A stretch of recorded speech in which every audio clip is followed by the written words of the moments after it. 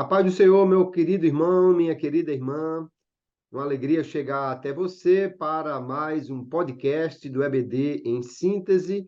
Nós estamos aqui, a equipe de Ceará Mirim.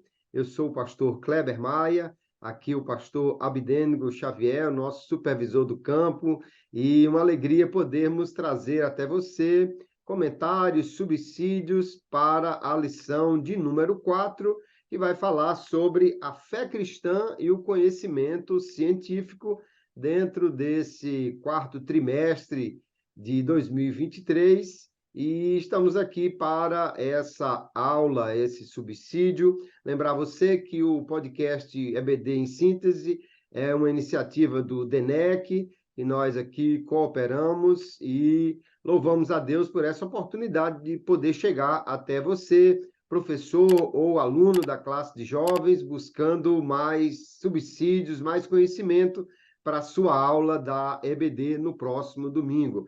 Pastor Abdênigo, a paz do Senhor, seja bem-vindo. Uma alegria poder trazer aqui uma lição que não é tão simples, mas que nós vamos procurar aqui desvendar os mistérios da fé e da ciência para ajudar os nossos professores, não é? Verdade, pastor Kleber, paz do Senhor, nossos queridos professores da EBD, especificamente a classe de jovens. Realmente, o tema desse trimestre, ele é um tema que vai exigir muito mais do professor do que o trimestre passado. O trimestre passado, nós tivemos abordando as epístolas pastorais, são assuntos extremamente importantes, mas que é frequentemente abordado, né? São conselhos, são orientações importantes e necessárias para o desempenho do ministério, para a formação da liderança. No trimestre iniciado, nós vamos estar tratando mais da questão apologética. Então, vai cobrar do aluno digamos assim, um tempo maior de dedicação, de estudo, porque vai cobrar dele respostas que muitas vezes não estão tão fáceis de serem encontradas se não pesquisarmos com maior profundidade. É tanto que o autor da nossa lição, comentarista, ele começou com uma abordagem da teologia sistemática, falando o ponto de partida que é a fé, e é isso que fundamenta. O escritor aos Hebreus diz que aquele que se aproxima de Deus precisa ter dois requisitos: crer que ele existe e que é galardoador daqueles que o buscam. É o ponto de partida. Na segunda lição, nós vimos a questão de fé para crer que a Bíblia é o livro de Deus, que é impossível você se aprofundar no conhecimento de Deus sem o auxílio da Bíblia. A Bíblia diz quem é Deus. Se você não crê na Bíblia, então o seu conhecimento sobre Deus é um conhecimento superficial e talvez equivocado. E na terceira lição foi abordado o tema fé para crer que Deus existe. Então, a gente percebe que nessas três primeiras lições foi uma preparação para entrarmos no assunto de hoje, aonde a gente vai entrar mais para uma área filosófica, né, onde vamos precisar manejar conceitos filosóficos e é tão comum, a gente às vezes não percebe nos dias atuais, mas importantíssimo e necessário. Eu fiz uma observação que dos nossos jovens que saem do ensino médio e entram no ensino superior, 70% deles acabam abandonando a igreja. E desses 70% que abandonam a igreja, depois de viverem suas experiências lá fora, apenas um terço conseguem voltar. Então, a grande pergunta é: o que é que está acontecendo? O que é que está faltando para que esses jovens que frequentaram conjunto infantil, conjunto de adolescentes, conjunto de jovens, e quando chega na fase adulta e tem que ir para um centro acadêmico e sai desse ambiente da igreja e agora vai ter que lidar com desafios maiores, a sua fé não suporta. Então, que tipo de fé é essa? O que é que está acontecendo? Que fundamento está faltando? Então, a lição deste trimestre vai nos ajudar a abordar esses assuntos e fazer com que nós nos preparemos e preparemos os jovens para enfrentar os desafios que são próprios de alguém que tem que lidar com esses desafios nos centros acadêmicos. Perfeitamente. E eu creio, pastor Abdênigo e queridos ouvintes aqui, que o grande problema é, primeiro, porque muitos jovens, eles não estudam a Bíblia, a fé cristã, e chegam na universidade com uma base que não é tão sólida, né? E por isso é muito importante essas lições aqui para nós estudarmos realmente aquilo que precisamos conhecer da nossa fé. E depois, porque ele também chega na universidade e absorve tudo aquilo como sendo uma verdade incontestável. E muitas vezes nós vamos ver que os métodos utilizados na universidade, eles não são nem de longe tão precisos, tão certos que não haja equívocos, porque muitas vezes o professor vai utilizar-se de métodos ou conhecimentos, afirmando algo que é apenas uma teoria de alguém, como se fosse a pura verdade.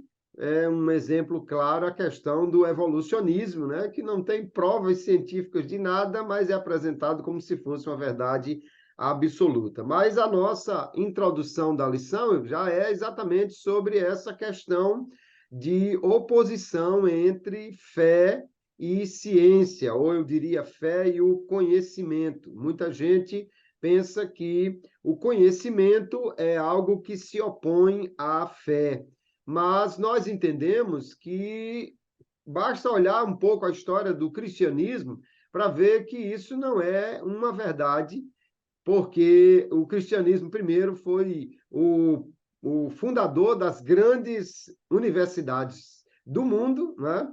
Grandes pensadores estudados aí hoje por toda a filosofia, como o próprio Agostinho de Hipona, né? Tomás de Aquino, são pensadores que, em sua época, foram considerados os homens mais inteligentes do mundo, né? Orígenes, um dos pais da igreja. Então, a fé cristã, ela nunca foi uma opositora do conhecimento ou da razão.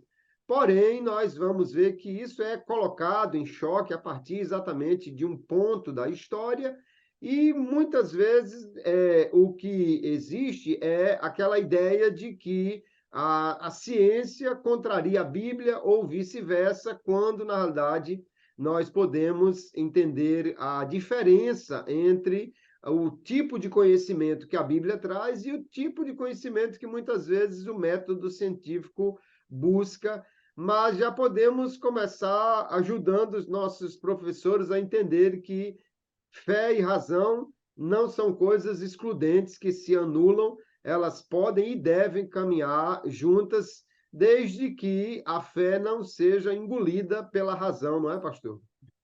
Perfeito. Pastor Kleber, eu gostaria de abordar um outro aspecto, e eu acho que o professor precisa conversar isso com os jovens, e prepará-los para os desafios que vêm pela frente. Essa é a nossa tarefa.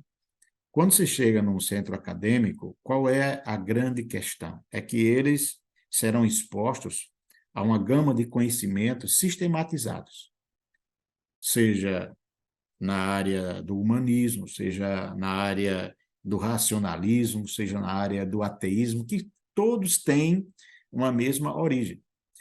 Ele muitas vezes sai da igreja com conhecimento, mas não um conhecimento organizado, porque grande parte, às vezes, não frequenta a escola dominical, não faz um curso teológico. Então, eles conhecem, o conhecimento é um conhecimento, que eu diria assim, de uma parte, vai ali, parece que eles sabem um pouco de tudo, mas não sabem tudo de nada, né? O tudo do nada. Então, quando eles chegam nesses centros acadêmicos, eles vão encontrar professores que ensinam aquelas disciplinas há anos. Conhecimento sistematizado. Abordam as coisas de uma forma poética, encantadora. E não é de admirar que em pouco tempo as pessoas se deixem levar por isso. Voltando aqui ainda, só para concluir essa parte, às vezes nós nos descuidamos ou não estamos atentos às orientações da Bíblia. Uma orientação paulina, voltando às epístolas pastorais, a Timóteo, foi o tipo de desafio que iria se enfrentar nos últimos dias. Paulo diz porque nos últimos dias, alguns apostatarão da fé. Por qual razão?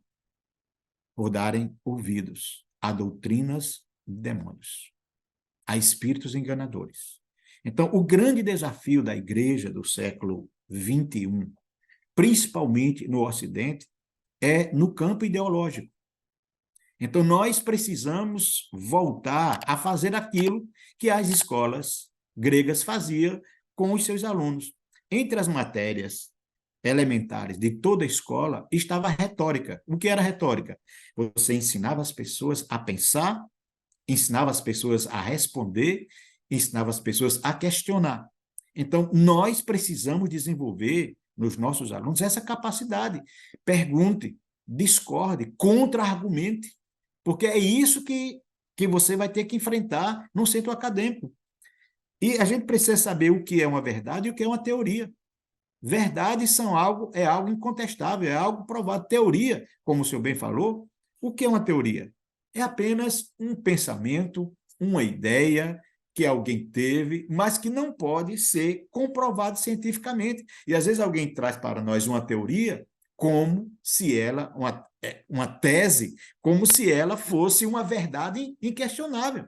Então, eu costumo dizer, você não é obrigado a crer no que eu falo, mas o outro lado também é verdade. Eu não sou obrigado a crer no que você está falando. E se meus argumentos forem fortes, fundamentados, então como é que eu posso vencer um argumento falso? Com um argumento verdadeiro. E se eu não tiver me preparado para isso, eu vou me calar diante de uma mentira, porque apesar de saber que é mentira, mas eu não sei como contrapô-la com a verdade, que eu não tenho um fundamento mais aprofundado. Mas a gente precisa adiantar, porque o assunto agora, no primeiro tópico, a introdução já foi feita, é o racionalismo e a fé cristã. Eu costumo dizer que é uma diferença entre ser racional e ser um racionalista, né? Racional é a capacidade que o ser humano tem de pensar. Isso foi algo dado por Deus. O racionalismo já vem com um viés filosófico que a gente precisa ter muito cuidado com ele. Mas com o senhor, pastor Cleber.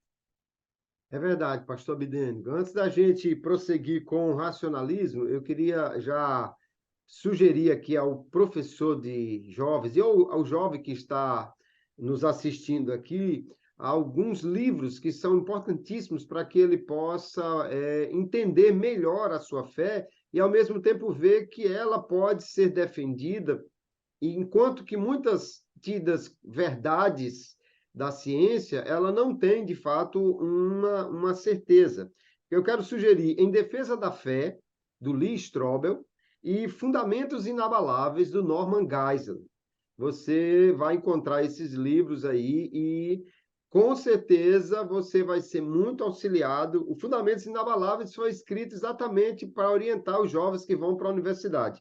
E Em Defesa da Fé é a história de um cético que investiga a fé cristã, acaba se convertendo e depois ele vai fazer uma série de investigações sobre verdades científicas, entre aspas, que na realidade não são assim tão inquestionáveis quanto o professor apresenta. Bom, mas o nosso ponto 1 aqui fala exatamente sobre o racionalismo e a fé cristã. Nós estamos entrando agora nessa área da filosofia, né? Início da Idade Moderna. Vamos lembrar que havia um questionamento muito grande sobre toda a tradição, toda a tradição no que diz respeito ao conhecimento geográfico, porque as novas descobertas do Novo Mundo chegou, um questionamento do conhecimento econômico, porque a forma de ganhar dinheiro mudou, um questionamento também sobre as questões religiosas, porque agora muitas pessoas se levantavam contra o domínio da Igreja Católica na época, que mantinha todo o conhecimento debaixo da sua autoridade. Então, o racionalismo não se levanta exatamente contra a Bíblia, mas muito mais contra aquela forma autoritária de ter o conhecimento sob domínio e não permitir que as pessoas pensassem fora daquilo que era autorizado. Mas aí nós vemos diversos pensadores como René Descartes, o Spinoza e o Leibniz que vão se levantar para questionar algumas coisas, especialmente colocando a razão como sendo o ponto de partida ou o principal de todo conhecimento, ou seja, na relação entre razão e revelação, a razão estaria acima da revelação e tudo que não pudesse ser, então, comprovado pela razão deveria ser eliminado, o que incluiria muito do que a Bíblia afirmava e do que era defendido pela igreja, né? E aí, então, nós temos um problema aqui para os professores destrincharem para os alunos, falar um pouco sobre o racionalismo, as suas questões e como isso foi um obstáculo, então, para a fé cristã na sua época, pastor. Verdade. Algo que o senhor falou aí que é bem importante, e essa lição ela vai cobrar do professor um conhecimento histórico, um conhecimento filosófico e com certeza conhecimento bíblico, porque esse período conhecido como o período da Idade Média, que é um período onde há uma predominância da Igreja Católica, não vou dizer isso, não é da Igreja cristã em si, cristã porque eles pregavam o cristianismo, mas, sobretudo, um domínio da Igreja Católica Apostólica Romana, que ela limitava as pessoas até a pensarem, a expressarem a sua maneira de pensar, seja através da arte, seja através da escrita. Não é sem razão que esse é um período considerado aí a período negro da história. O período esse é um período que dura muito tempo, porque vai de 476 até 1453, com a queda de Constantinopla. A partir daí, então, as pessoas, com a chegada do Império Otomano, as pessoas começam a ter liberdade de expressar aquilo que pensavam, aquilo que achavam, seja através da arte, seja através da escrita. Com esse período veio também a questão da invenção da imprensa, né, através de Gutenberg. Então, foi um período que houve assim uma expansão do conhecimento, da navegação, do comércio, da política. E neste viés aí entra a questão desses pensamentos filosóficos, dado a esse vácuo que a igreja acabou deixando, né? Então, vem aí para se contrapor, muitas vezes, a pensamentos, a ideias que foram por anos semeadas, aí vem justamente a questão do racionalismo. Eu achei interessante aqui a definição de racionalismo. A gente precisa saber o que é racionalismo. Uma coisa é você ser racional, outra coisa é o racionalismo, porque, segundo o dicionário teológico, é um sistema filosófico que tem como critério único da verdade a demonstração racional das coisas. Para o racionalista, tudo que escapa à luz natural da razão não merece ser considerado. Então, isto eu entendo que, quando se trata da ciência, isso funciona perfeitamente, porque a ciência vai ser justamente o método científico que é criado nesse período por René Descartes, vai trabalhar para solidificar justamente que aquilo que nós afirmamos, no que diz respeito à ciência, precisa ser comprovado através de métodos. E esse sistema, como nós sabemos, ele não começa com afirmações, ele começa com dúvidas, com experimento, até que aquilo possa se transformar numa teoria explicável, repetida. Isso é muito importante. Isso, na questão da ciência, traz segurança, não é? Mas a gente vai perceber que, quando se trata da questão da fé, esse método ele não pode ser aplicado totalmente. Porque como explicar os milagres? Como você pode, que forma científica você vai criar para explicar a multiplicação de pães, a transformação de água em vinho? Então, até onde nós podemos absorver e aceitar o que diz o método científico, a gente precisa ter cuidado para que isso não venha anular a nossa fé. É importante pensar também, pastor Avidênigo, que esses autores, esses pensadores, eles tinham sempre uma base religiosa, né? Nenhum desses homens aqui era um ateu. Spinoza era judeu, Descartes, é, muitos outros desses pensadores, eles tinham uma base cristã, até porque ele estava dentro de um sistema que, se não fosse cristão, estava candidato a ser defunto, né? Então, eles tinham uma base. Agora, eles questionam muito essa base, porém, é importante entender que o cristianismo, a fé cristã, ela foi fundamental, e até mesmo quando ela se vale do pensamento aristotélico, que aconteceu muito na Idade Média, né, a escolástica aristotélica, isso é fundamental para que houvesse qualquer desenvolvimento científico. Por quê? Porque o cristianismo afirma que existem leis imutáveis que Deus criou, né? Como o salmista afirma que Deus fez leis que não mudarão.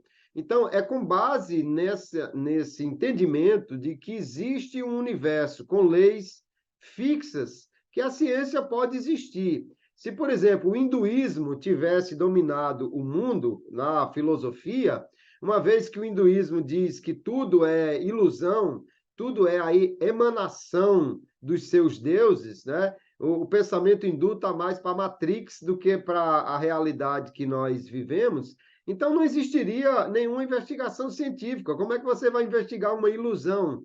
Então, a ideia do pensador cristão era influenciada por essa verdade de que há leis certas, né? Se em vez de seguir Aristóteles, ele tivesse seguido o pensamento de Platão, que dizia que a realidade era só uma sombra, né? Uma projeção do ideal, então o conhecimento científico não teria se desenvolvido. Então, negar a fé completamente como se ela fosse oposta à razão é desconsiderar, na realidade, o que deu origem a toda essa possibilidade de conhecimento.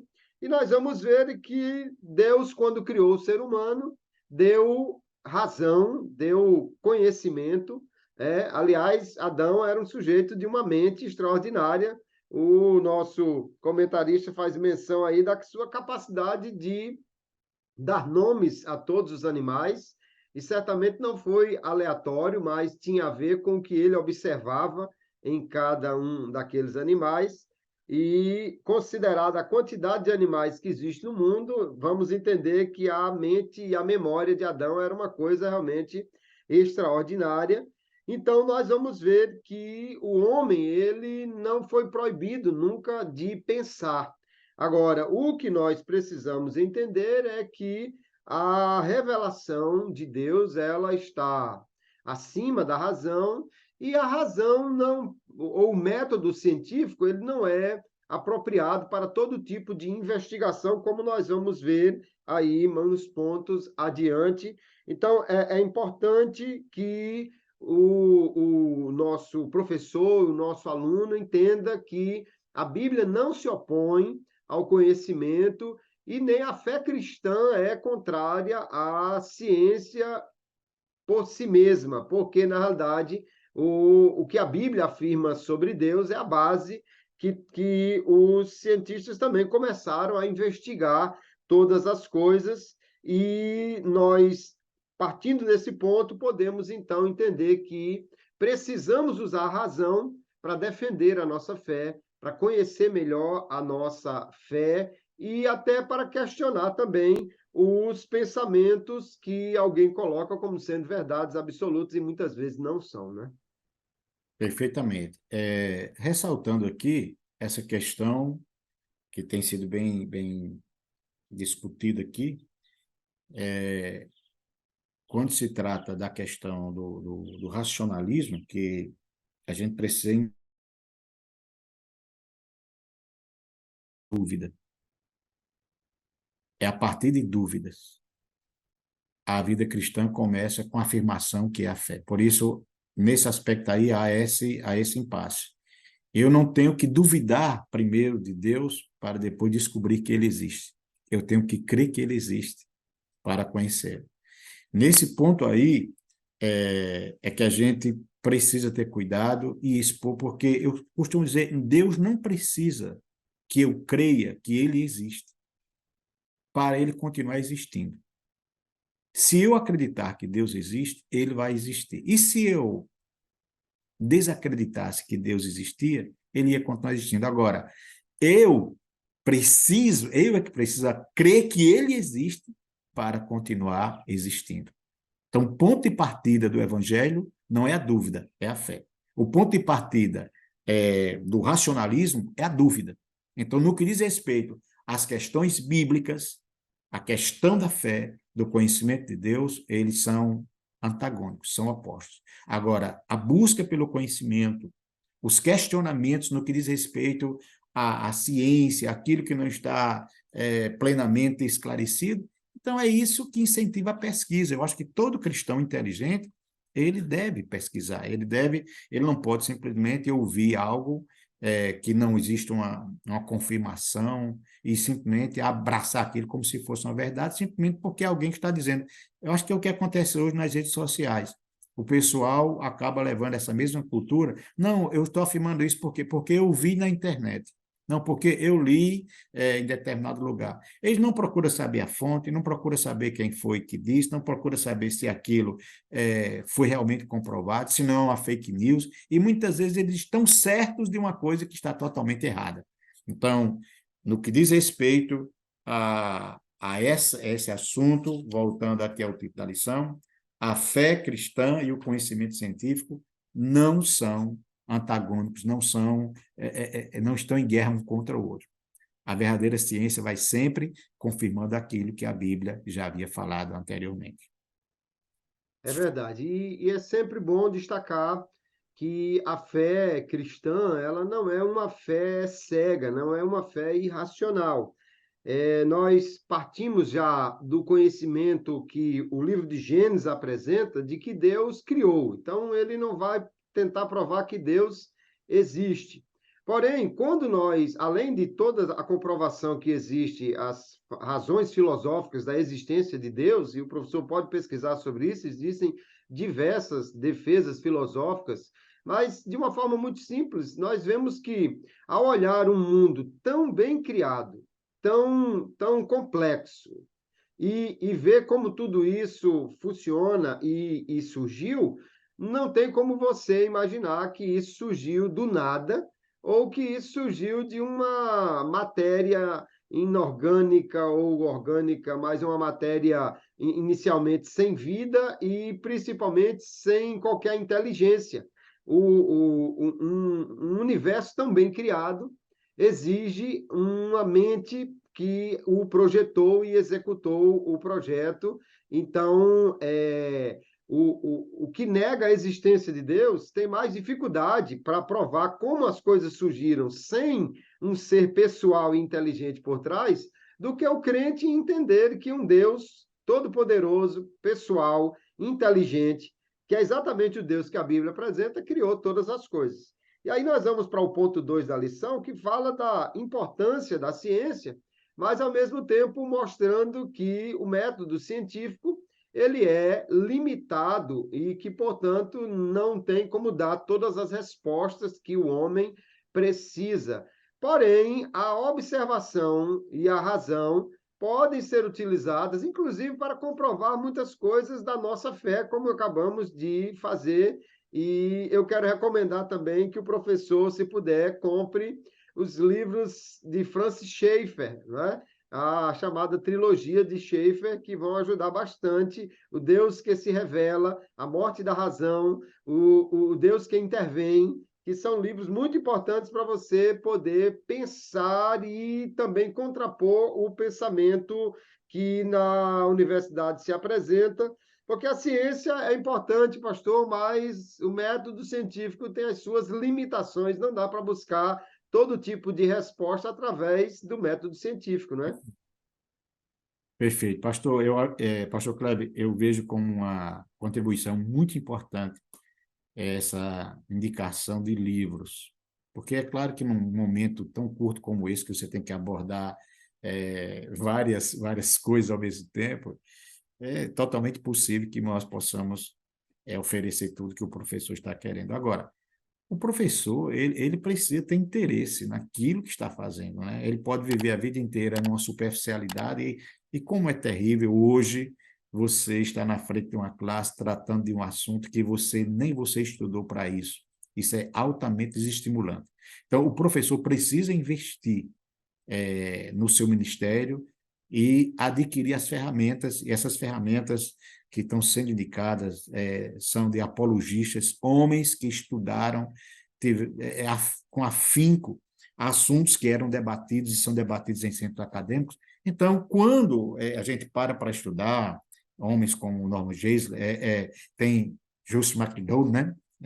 A minha pronúncia do inglês não é lá essas coisas todas, mas são pessoas que pararam para escrever especificamente sobre isso. E se você sabe que está indo para um campo de batalha, você não pode ir para lá como se estivesse indo para um shopping center. Então, nós precisamos entender que os centros acadêmicos hoje é um campo de batalha onde você precisará defender a sua fé e, se assim não fizer, corre o risco de sucumbir diante dos assuntos que serão abordados, né? Estamos nessa época desse conflito ideológico e que as pessoas elas defendem com muita ênfase aquilo que elas creem. Eu acho que se nós tivéssemos a mesma ousadia que essas pessoas têm, falando a mentira, não tenho dúvida que a verdade ela prevaleceria com muito mais facilidade.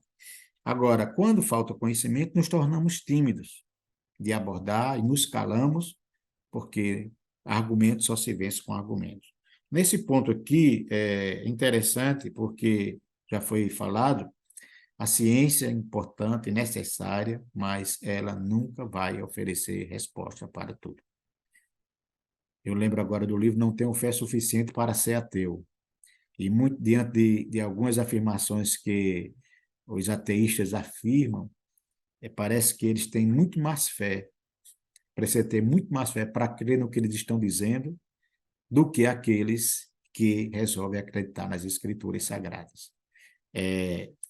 Respostas que a ciência não vai ter resposta, o método científico não vai apresentar, e nem tampouco a filosofia. De onde foi que viemos, não é? Para onde vamos? São perguntas. Mais interessante que a Bíblia ela responde isso de uma forma tão coerente. De onde nós viemos, para onde nós vamos. Abra a sua Bíblia no livro do Gênesis, no capítulo 1, 2, você vai ver todo o processo da criação, de onde nós viemos, para onde nós estamos indo. Então, é preciso entender que nós vamos encontrar muito mais respostas com segurança para estas perguntas do que o modelo científico poderia nos oferecer. É sempre importante lembrar que o chamado método científico ele vai se basear especialmente em observação e experimento, né? Alguém faz algo, observa, analisa e registra de uma forma que outro possa reproduzir aquilo. Então, há testes que a ciência tentou fazer para comprovar, por exemplo, a origem da vida. Então, alguém sugeriu que tipo de elementos químicos haveria na Terra primitiva, que recebeu a energia de raios e ali criou a vida, né? Porém, em primeiro lugar, o grande problema. Se você não estava presente na Terra primitiva, não tem como você ter com segurança qual é o cenário químico que existia ali. Então, a ciência já morreu aí porque você não pode fazer um experimento baseado na sua suposição e não no que você de fato pôde observar, experimentar. Então, o método científico não oferece resposta para tudo. A história não pode ser comprovada pela ciência, por isso existe o método histórico, porque ninguém pode voltar lá na Primeira Guerra Mundial e reproduzir alguma guerra daquela para comprovar a existência de fatos, né? Então, o que às vezes se apresenta como sendo a base segura para todo conhecimento, não é. Nós não podemos comprovar tudo pelo método científico. E quando falamos, por exemplo, de evolução, né, a teoria da evolução de Charles Darwin, ele nunca se foi transformado numa lei, porque não há comprovação. Então, ele afirma que determinado animal evoluiu para chegar a outro. Então, tem lá os ossos de um cavalinho pré-histórico e da girafa, e ele diz que houve uma evolução no crescimento desse pescoço.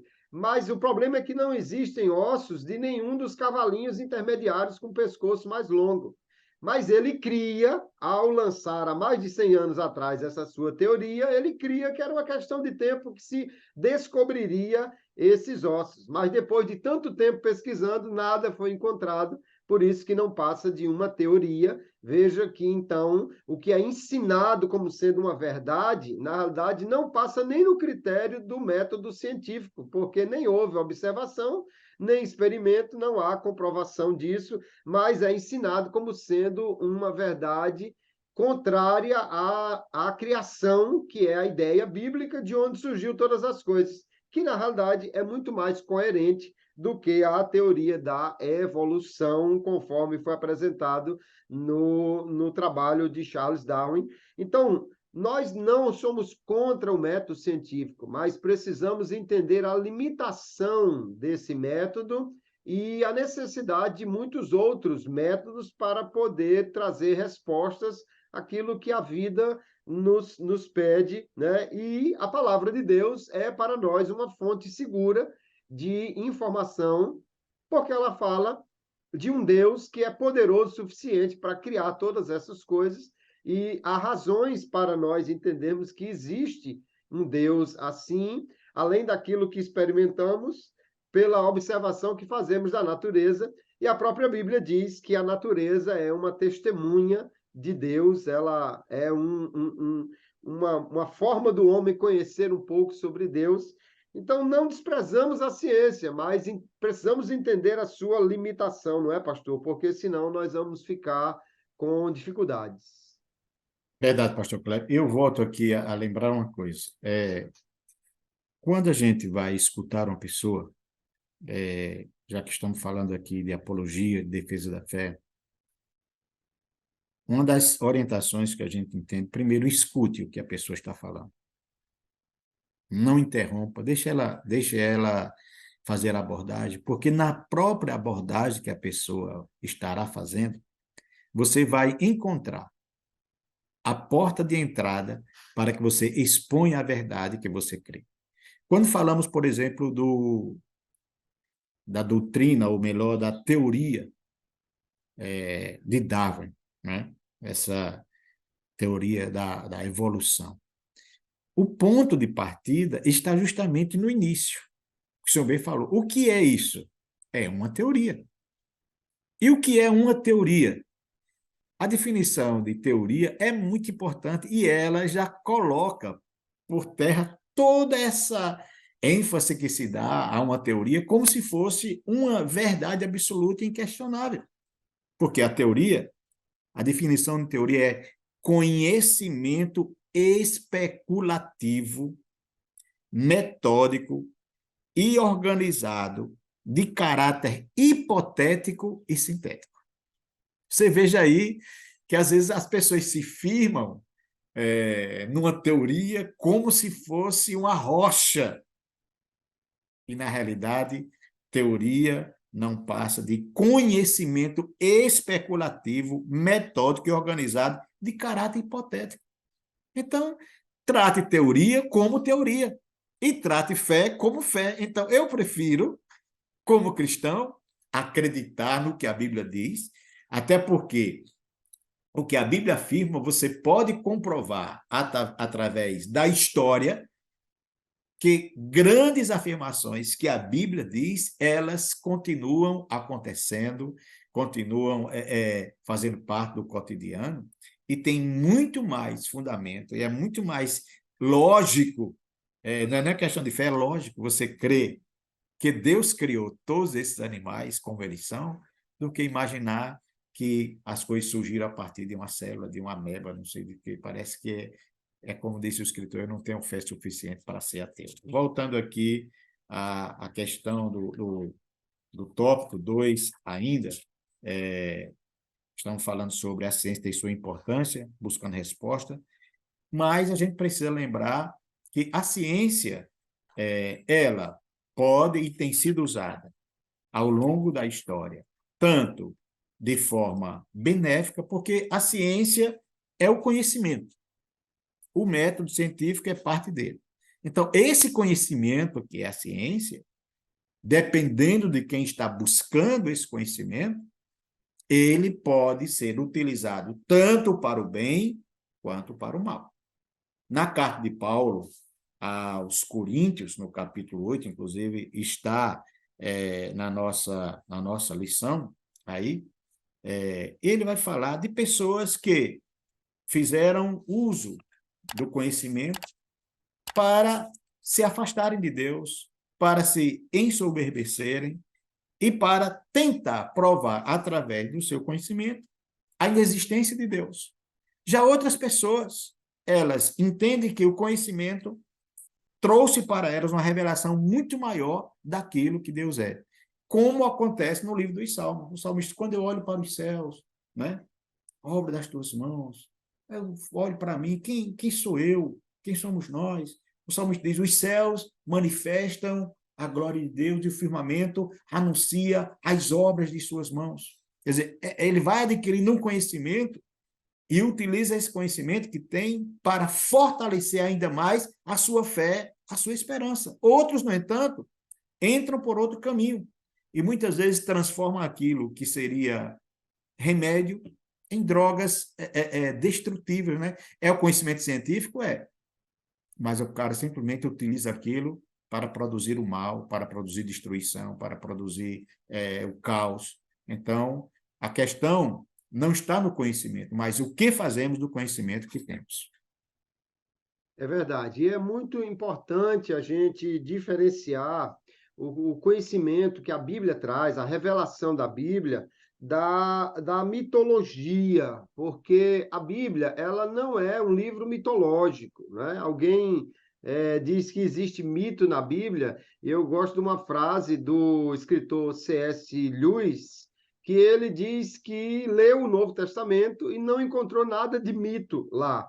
O problema é que ele era professor de Cambridge e Oxford, exatamente de literatura medieval e mitológica. Então, ele era um entendido no assunto, né? E quando nós vemos, por exemplo, que na mitologia, se alguém adoecia, oferecia algum sacrifício a um deus para ver se melhorava. E muitas vezes o conhecimento de uma planta que pudesse curar era tido como uma feitiçaria. Mas nós vamos ver na Bíblia que o apóstolo Paulo, apesar de crer num Deus que cura, ele também recomenda um remédio para Timóteo, né, por causa das suas enfermidades. Então, não há uma oposição ao conhecimento médico, né? Na Bíblia. Não há um pensamento mitológico de dizer, não, faça uma oração X e resolve qualquer problema. Cremos num Deus que cura, mas também cremos num Deus que nos deu elementos na natureza que podem ajudar em muitas situações de enfermidades. Então, veja que a Bíblia não é esse livro mitológico contrário ao conhecimento científico de sua época. Isso é muito importante, né? O pastor Kleber, você me fez lembrar justamente, tanto no Novo quanto no Antigo, quando Ezequias adoece, né? E Deus diz, manda o profeta lá, diz, olha, faz uma parte de figos aí e vai dar certo, né? É verdade.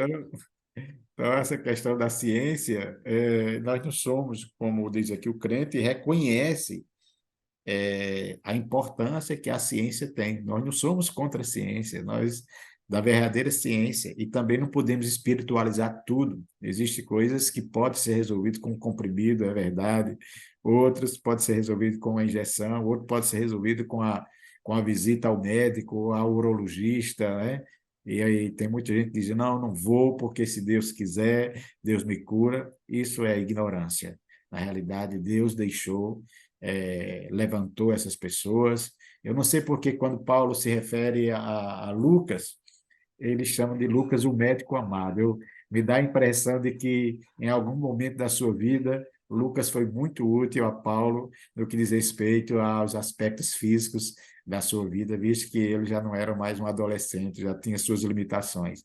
Então, condenar a ciência é ignorância, né? Que a gente tem que ter cuidado com o uso correto, acertado, e reconhecer, como já falei, que ela não vai ter resposta para tudo. E especialmente uma questão muito importante, já chegando no terceiro ponto da nossa lição, que a ciência e a fé cristã, elas têm que reconhecer, cada uma, aquilo que ela pode fazer, qual o seu nível de contribuição. Nosso comentarista destaca que a ciência é importante, porém ela não é capaz de transformar o indivíduo. O conhecimento científico, ele pode ajudar alguém a melhorar de vida no sentido de conseguir uma profissão melhor. O conhecimento é importante porque ele ajuda as pessoas a viverem de uma forma em que a ignorância poderia trazer grandes prejuízos. Lembro de alguns anos atrás que algumas pessoas em Goiânia acharam uma embalagem com aquele símbolo radioativo, abriram aquilo e contaminou uma série de pessoas. Quer dizer, o conhecimento de o que aquele símbolo representa já teria evitado esse tipo de contágio com aquilo, sabendo que era perigoso. Então, o conhecimento é muito importante. Mas o indivíduo, ele não é apenas um indivíduo de carne, ele também tem mente, ele tem alma, ele tem emoções. E nós precisamos entender que a Bíblia Sagrada, ela traz um conhecimento que não só instrui, mas transforma a vida do homem. E isso é algo perfeitamente comprovável, né?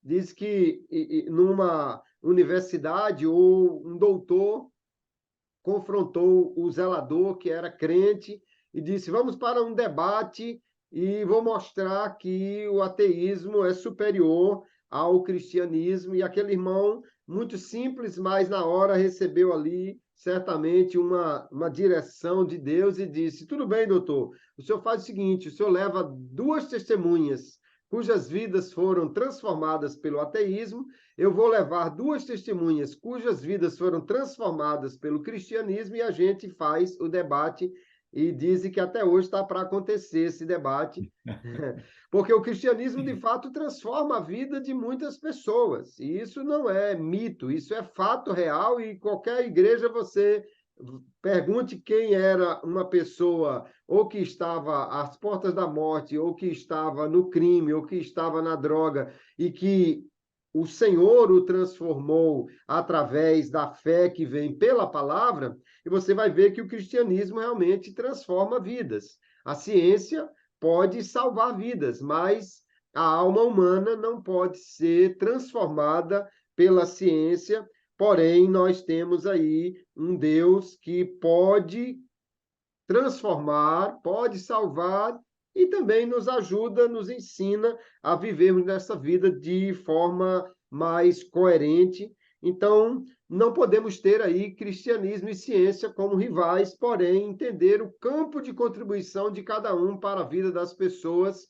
E hoje já há muitas empresas até que reconhecem que a espiritualidade é algo, na realidade, necessário na vida das pessoas e nós não podemos abandonar essa ideia como se o racionalismo fosse tudo, porque não é, pastor?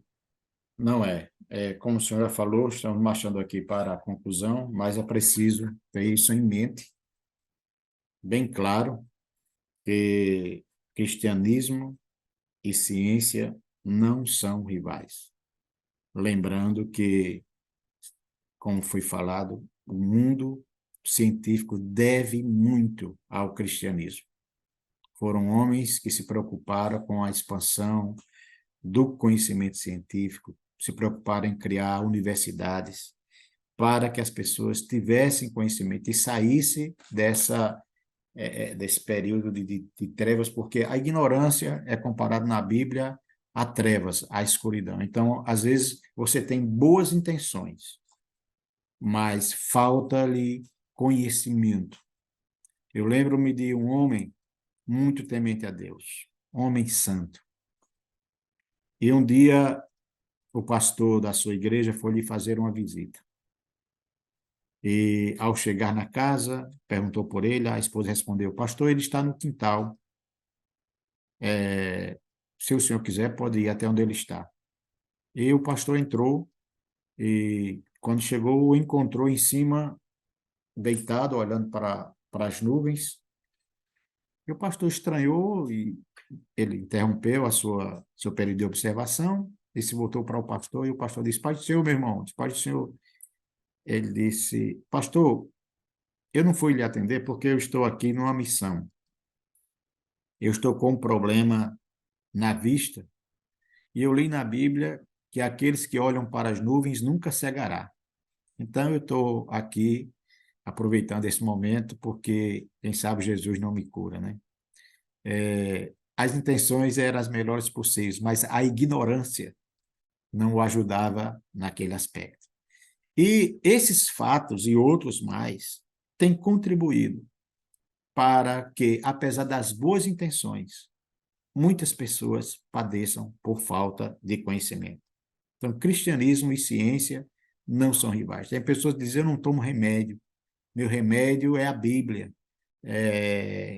Aí usam termos, o chá como é que fala de Davi, utiliza aí termos, A raiz de Jessé, né? a raiz de Jessé e tal e tal. Nós, nós já falamos aqui, voltamos a falar, em momento algum a Bíblia nos proíbe de tomar remédio, de ir ao médico, de fazer uma consulta. Deus pode lhe curar? Pode. Mas os médicos estão aí também para dar sua colaboração, claro que eles não poderão fazer tudo.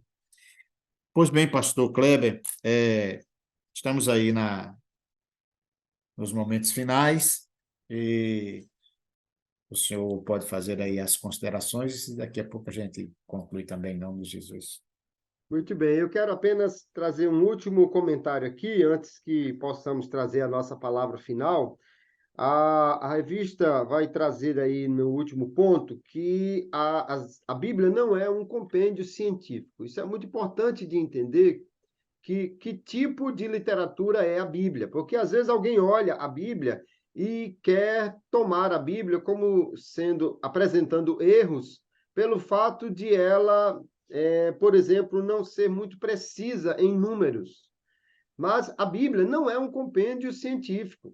Primeiro que a antiguidade, ela não se preocupava com essa precisão que nós nos preocupamos hoje. Então, você vai encontrar, por exemplo, citações que Paulo junta dois versículos e cita como se fosse uma coisa só. Na antiguidade, isso não era um problema. Você vai ter números arredondados, né? Vários reis reinaram 40 anos. Será que o sujeito morreu no dia que completou 40 anos do seu reinado? Lógico que não, mas essa forma de arredondar números é uma forma que até hoje é utilizada. Se você pega, por exemplo, uma grande concentração e alguém diz quantas pessoas estavam ali, eles não vão contar um a um. Eles têm uma ideia do espaço que está sendo ocupado e quantas pessoas mais ou menos ocupam aquele espaço e vão chutar um número, né? Então, quando a Bíblia diz foram 5.000 pessoas, aí no outro texto ele diz quase 5.000, não há nenhuma incoerência nisso, porque nós não estamos tratando de uma precisão científica como alguém que estivesse medindo elementos para fazer uma fórmula. Nós estamos falando de uma forma usual, popular, de se tratar de números grandes. Então, não vamos para a Bíblia procurando nela a mesma precisão de um livro de ciência.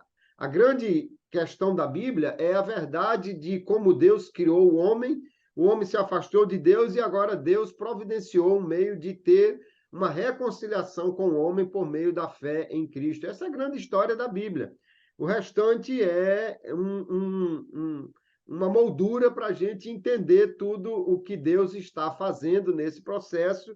Então, não podemos olhar para a Bíblia e querer apontar esses erros como sendo falhas que diminuam a sua veracidade, a sua importância, mas entender que tipo de literatura a Bíblia é, para nós, então, não deixarmos que alguém diminua a certeza que o crente tem a partir das Escrituras por conta desse tipo de comparação ou de observação. Verdade, pastor Kleber. Com certeza a Bíblia não se propõe a ter uma resposta para todas as coisas, mas para a coisa principal, que é a salvação do homem, né? Como o senhor falou, não é um livro de matemática, não é um livro de ciência, não é um livro de química, de biologia, de geologia, apesar de falar sobre estas coisas, mas não é o assunto principal das Escrituras Sagradas. E é muito importante que o aluno e o professor tenham essa ideia. O que é que a Bíblia se propõe? Qual é a mensagem principal da Bíblia? Porque senão a gente se perde nas verdades periféricas em detrimento da verdade central, que é apresentar Jesus Cristo como Salvador de toda a humanidade. Eu findo com a leitura de um versículo escrito pelo apóstolo Pedro na sua primeira carta, capítulo 3, versículo 15. Ele diz: antes, santifiquem Cristo como Senhor em seu coração. Esse é o ponto de partida. E agora estejam sempre preparados para responder a qualquer pessoa que pedir a razão da esperança que há em vocês. Então tem que ter medo das perguntas, tem que se preparar para elas, né? Então, se vai falar, se vai para um centro acadêmico, se vai para uma universidade, precisa entender que você não está indo para um shopping, você está indo para um local onde a sua fé vai ser questionada, onde a sua segurança será posta à prova. E eu vejo, ao invés de vermos isso como o inferno, não, veja como uma oportunidade. Uma sala de aula com 40 pessoas que você vai conviver 1 ano, 2 anos, 3 anos, que grande oportunidade você vai ter de falar com segurança sobre a fé que você afirma ter. Agora, para isso, tem que sair um pouquinho do TikTok, tem que sair um pouquinho do YouTube, tem que deixar de ler qualquer coisa, que tem gente que sabe da vida de todo mundo, só não sabe nada da Bíblia. Aí vai para um centro acadêmico, aí lá ele vai perecer. Por quê? Por falta de fundamento bíblico. Então, Deus lhe abençoe, uma boa aula. Você, ao longo do que expomos aqui, o pastor Kleber fez referência a várias obras literárias, e é importante. Leia pessoas que vale a pena ser lidas. Senão você vai gastar seu dinheiro e seu tempo e não vai chegar a parte alguma. Um grande abraço, pastor Kleber, a paz do Senhor, e até o nosso próximo encontro, se Deus assim nos permitir.